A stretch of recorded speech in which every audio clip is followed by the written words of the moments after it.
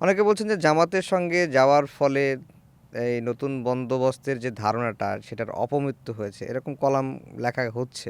না, আমার কাছে মনে হয় যে দেখেন, নতুন বন্দোবস্তটাকে শুধু আমরা এনসিপির মধ্যে কেন রাখবো?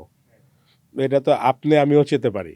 আমরা দেশের নতুন বন্দোবস্ত পেতে চাই। বাট যেহেতু আপনি বললেন রাজনীতির তার মাঠ থেকে কথাটা এসেছে। সো আমার কাছে মনে হয় না যে নতুন বন্দোবস্তর মৃত্যু হয়েছে।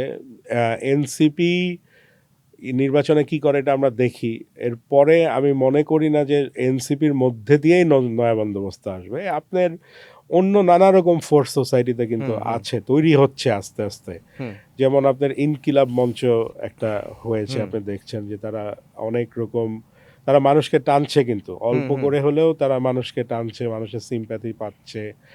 এরকম নানা রকম ফোরাম তৈরি হবে আরো সামনে, বুঝছেন? তো আমার মনে হয় নয়া বন্দোবস্তটা আমাদের অনেকেরই চাওয়া। এইটা আসবে, কিন্তু প্রবাবলি এনসিপির মাধ্যমে নাও আসতে পারে।